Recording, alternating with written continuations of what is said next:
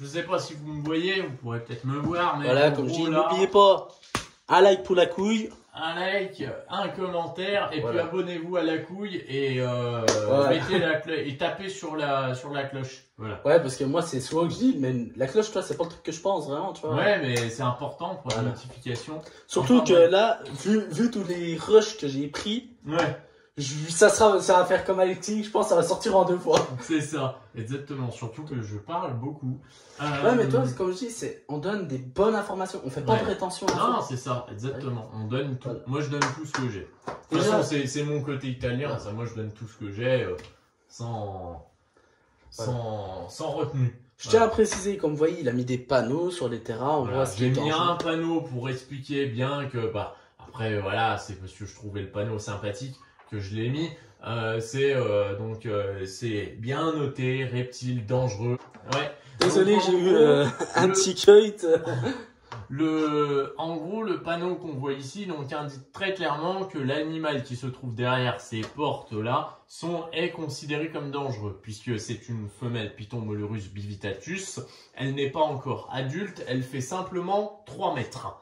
Voilà. C'est un animal, comme je l'ai dit tout à l'heure, qui peut monter jusqu'à 5 à 6 mètres à l'âge adulte. Attends, je fais juste... Du coup, désolé du petit cut qu'il y a eu entre-temps. T'inquiète, c'est pas grave. Nous, on a parlé en privé de choses personnelles. Voilà. Du coup, tu disais, espèce dangereuse soumise à un certificat de capacité. Soumise au certificat de capacité et à l'autorisation d'ouverture d'établissement. Parce qu'il faut les deux. Voilà, il faut les deux pour posséder un certificat, un animal comme celui-ci. Vous ne pouvez pas juste avoir votre certificat de capacité et posséder une femelle Python molure ou un animal classé sous CDC. Il est important de posséder l'AOE qui va avec, donc l'autorisation d'ouverture d'établissement.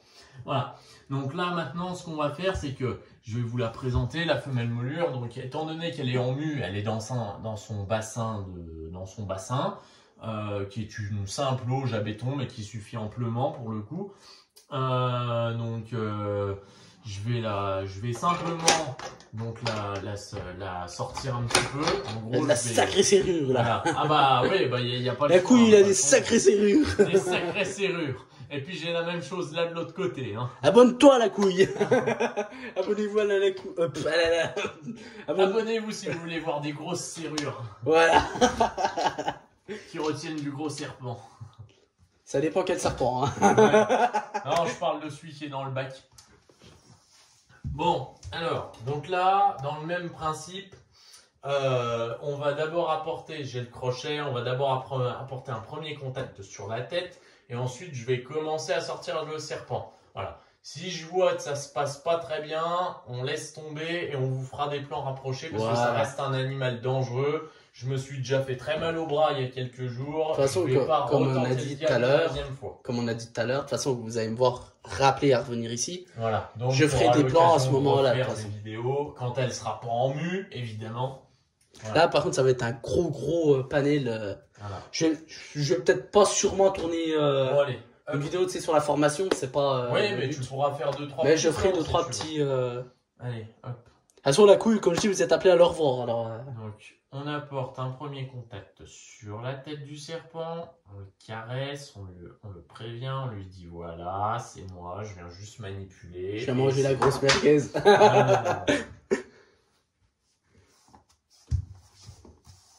Et ensuite, on vient... Bah, il fait vraiment des gestes particuliers.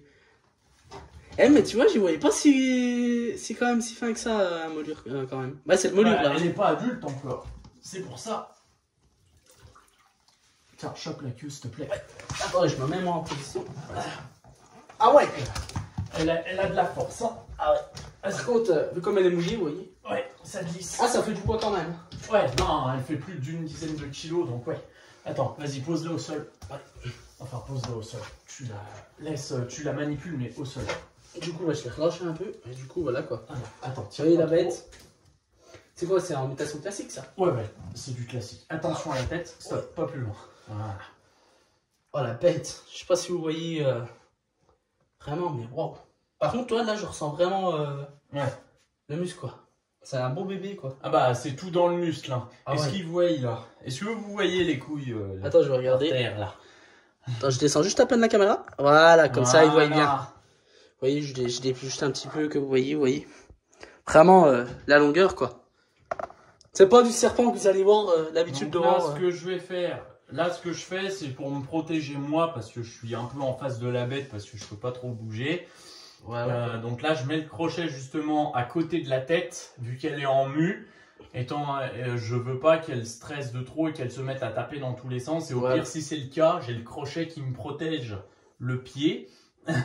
Parce que là, au pire des cas, si elle tape sur le côté, elle tapera le crochet, elle me tapera pas moi. Tu sais, comme tout à l'heure, on parlait de la morsure du boa qui a fait. Vous voyez, les petits coups de speed là, comme ça, qu'ils font. Ça, c'est dangereux, ça. Comme on disait. Notamment en période de nuit. Tu sais, tout à l'heure, la morsure de boa qui peut faire des points de suture. Là, en sachant que ça fait voire le double, voire le triple du boa. Même plus. Ça fait le quadruple. Là, ça, c'est un animal qui peut vous infliger des morsures, mais qui sont quasiment irréversibles pour un membre. C'est des animaux qui peuvent vous arracher des tendons, des veines, des vaisseaux, des veines sans problème. Donc, faut vraiment éviter de se faire mordre. Et c'est des animaux avec lesquels on ne joue pas et on reste vraiment le plus concentré possible. Là, ça veut dire, vous voyez, comme généralement, je regarde un peu la caméra pour avoir les rushs. Vous voyez, là, je suis vraiment pas à regarder, je regarde plus la bestiole. Là, après, moi, c'est moi qui gère la bête. Voilà, mais tu vois, quand même, je me mets quand même, comme je dis, je me mets quand même en sécurité. Voilà, c'est pour ça que, de toute façon, il y a un capacitaire qui est avec moi. Oui, il sait ce qu'il fait. Tu peux pas faire ça tout seul. Voilà. Sans un capacitaire, vous ne pouvez pas faire ça tout seul. Et je le répète, c'est un animal qui est soumis au certificat de capacité. C'est une bête qui est pucée à l'heure actuelle, qui a toutes les autorisations possibles pour être ici, qui est dans un terrarium qui lui suffit amplement pour le moment, je précise, et qui va être agrandi par la suite. Voilà. Bon, on va la reposer. Voilà. Mais c'est une très très belle espèce. Voilà quoi.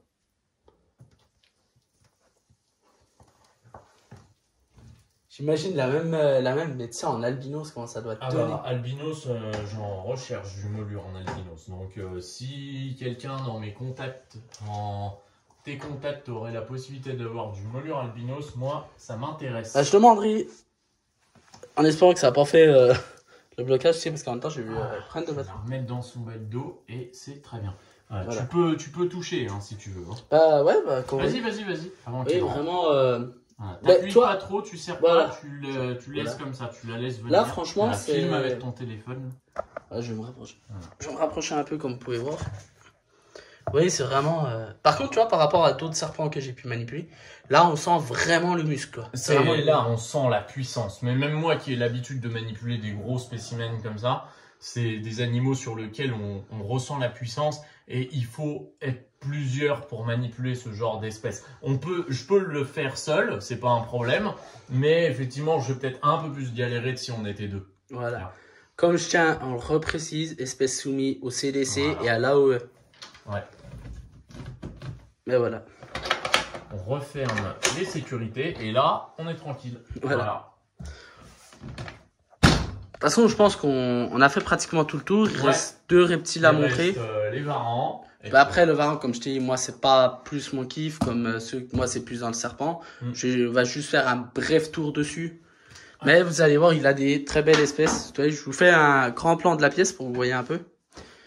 Mais voilà, il a vraiment le seul bout que vous avez pas vu, mais vous allez voir en début de vidéo qui était de l'autre bout. Mais franchement, il a un sacré. Là, vous voyez vraiment le terrain de la molure qui est vraiment. C'est ça, je me trompe pas, c'est la molure. Oui, c'est la molure.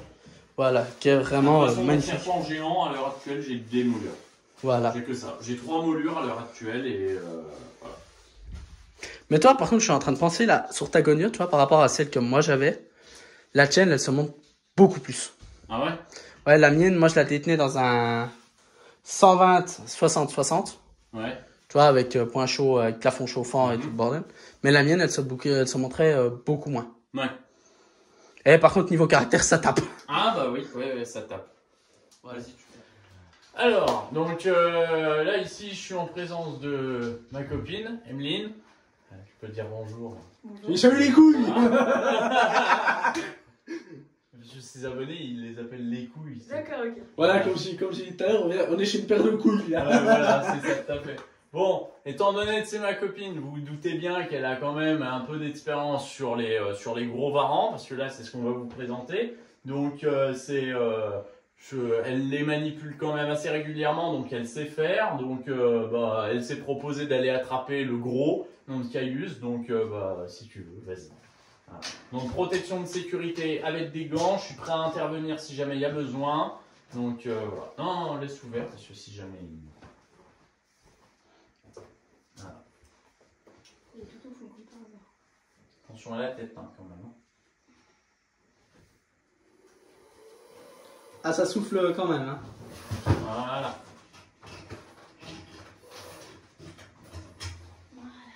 Ouais, super. Attention à la tête.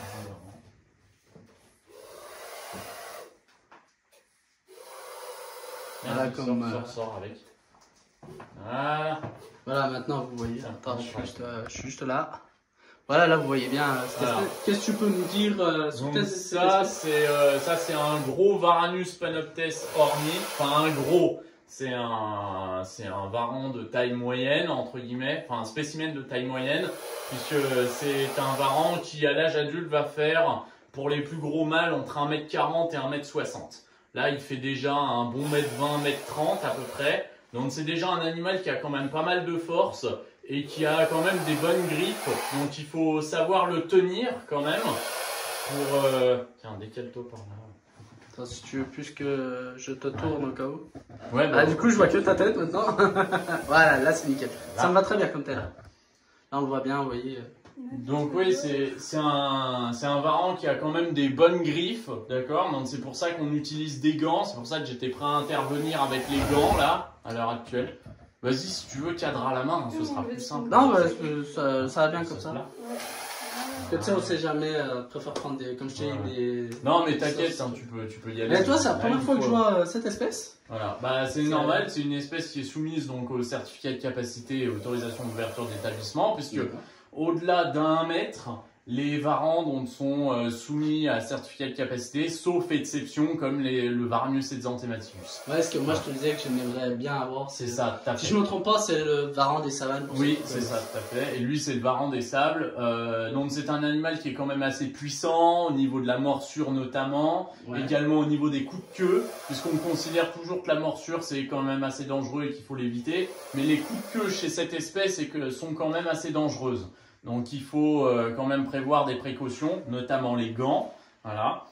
C'est un animal qui au niveau de l'aire de répartition, donc c'est un animal qui vient donc du sud de la Nouvelle-Guinée-Papouasie, donc c'est une grosse île qui est au nord de l'Australie. Et cette espèce-là est répartie donc en 3 sous-espèces.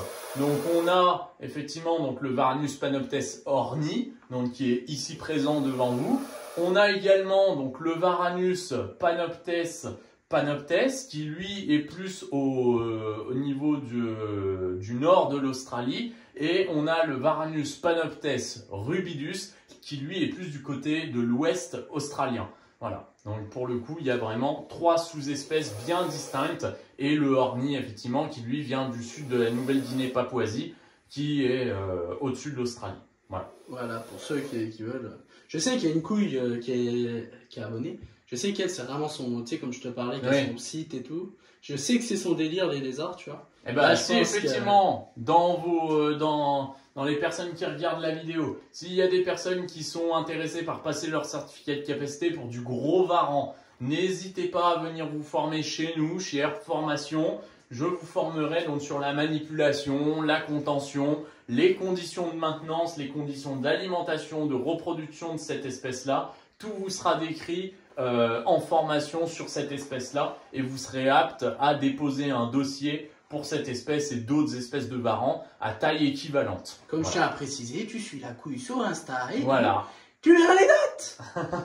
N'oublie pas de t'abonner, abonne-toi à la couille sur Insta, et voilà. Vous voyez, ça a des bonnes griffes. Hein. Tiens, montre à la caméra, rapproche-toi un peu. Je vais quand même mes cartons, c'est jamais. Ça serait con de se faire manger. Vous voyez, ça a quand même des bonnes griffes. Enfin, c'est vraiment un varan qui, sans les gants, vous lacérerait les bras sans problème. Par contre, niveau, tu sais, tu l'entends bien souffler, quoi. Ouais, bah c'est un varan qui est quand même très expressif. Hein. Ah, c'est... Et de base, pour ceux qui me connaissent, je suis pas lézard. Mais là, alors là, je suis... On va le reposer parce que... Je suis comme un gamin, quoi.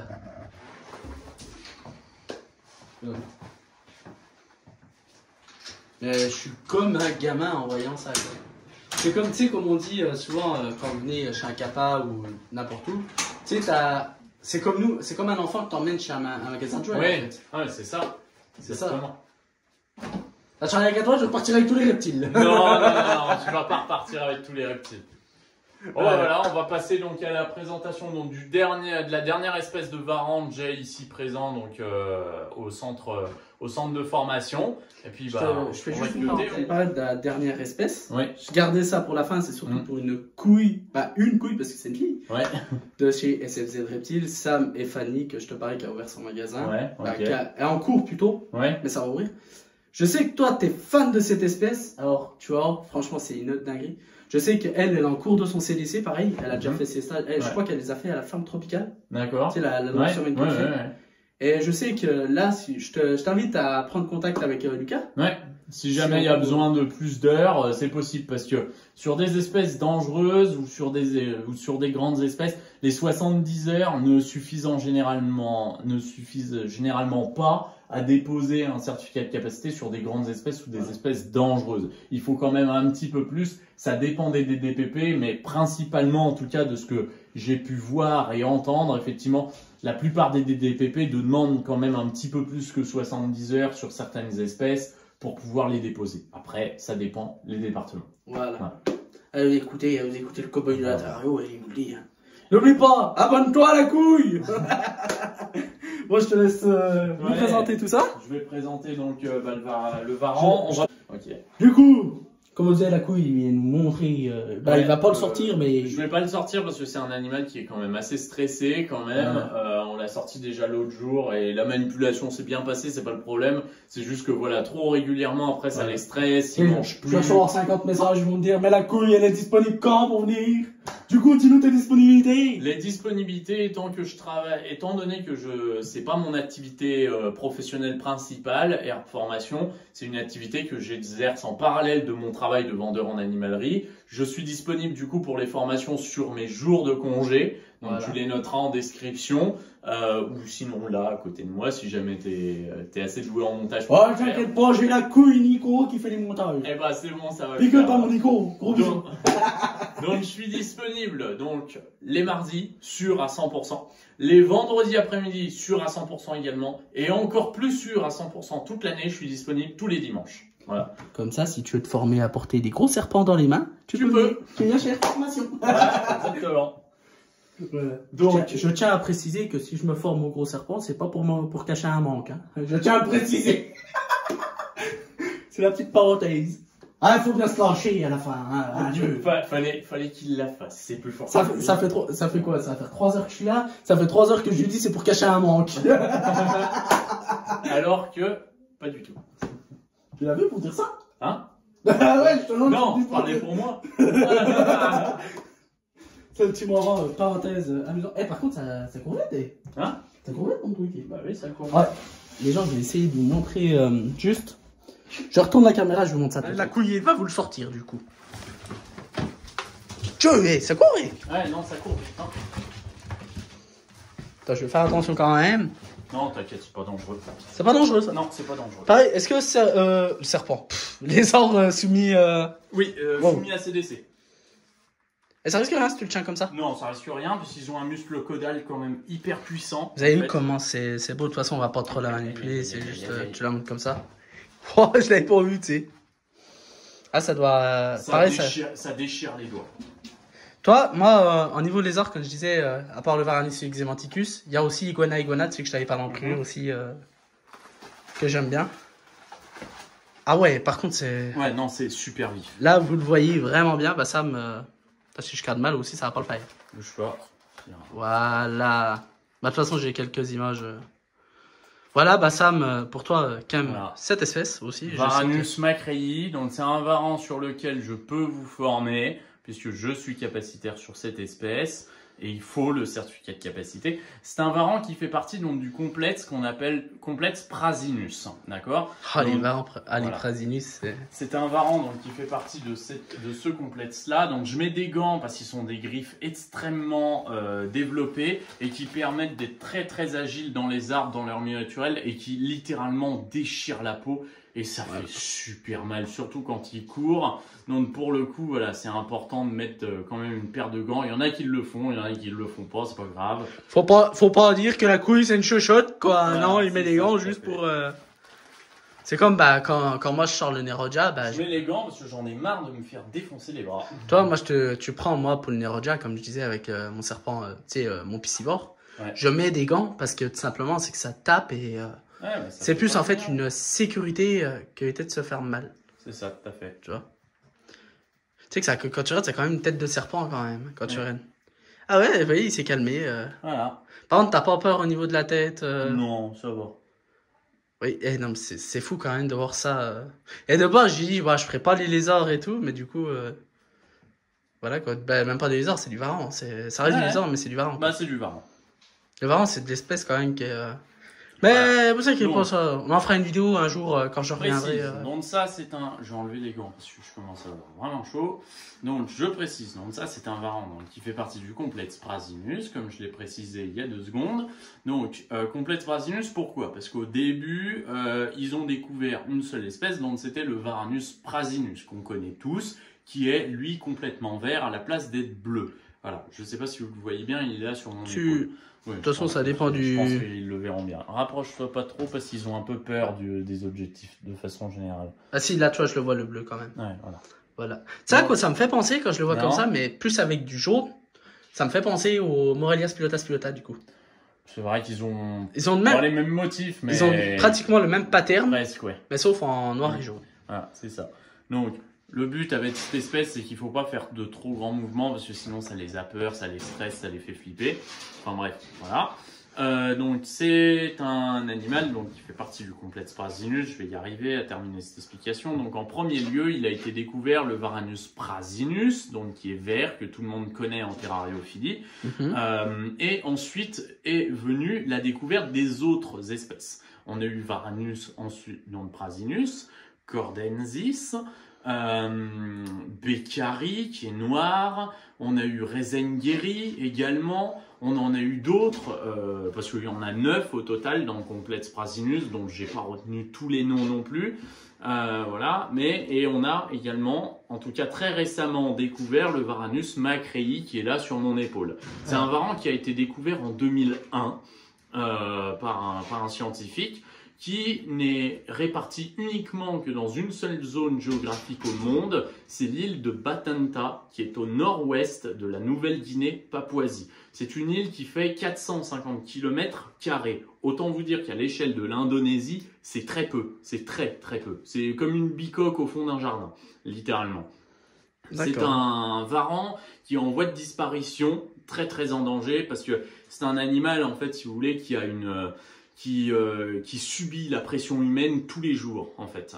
Pour ceux qui le savent, en Nouvelle-Guinée, Indonésie, Papouasie, tout ça, il y a énormément de déforestation pour la culture d'huile de palme. Et c'est des animaux qui vivent effectivement dans les forêts tropicales. Et c'est des animaux donc, à qui on rase le territoire de plus en plus chaque jour. Et il est important de protéger ces animaux-là.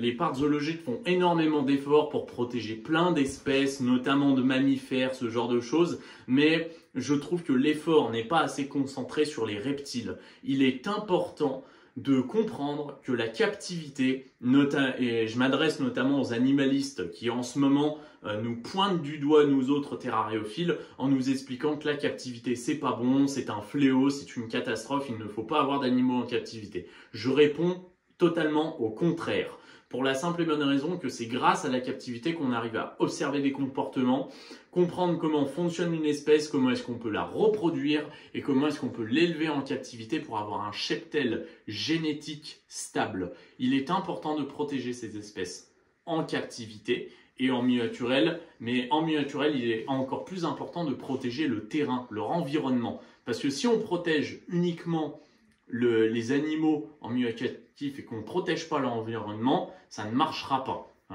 Voilà, vous avez entendu la couille. En tout cas, à votre échelle, vous pouvez faire des choses quand même assez exceptionnelles en protégeant ce genre d'espèces, en trouvant un couple, en les faisant reproduire entre eux et en proposant, pour faire un brassage génétique, d'autres vos individus que vous avez réussi à reproduire, ce que je vais m'atteler à faire dans les prochains mois. C'est la question que j'allais te poser. Voilà. Est-ce que tu as prévu de reproduire cette espèce? Complètement.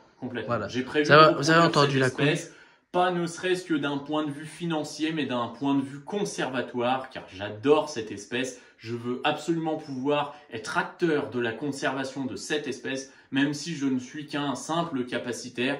J'aimerais pouvoir protéger cette espèce du mieux que je peux. Je tiens à... Il est important de constituer un cheptel stable au niveau génétique en captivité. C'est super important. Voilà. Je tiens à préciser, comme il a dit tout à l'heure, c'est pas parce que tu es capacitaire que tu te crois que tu es meilleur qu'un autre. Voilà, non, au contraire. Au contraire, tu devrais, moi je dis à un capacitaire, comme Lucas il fait, mettre tes connaissances à la portée.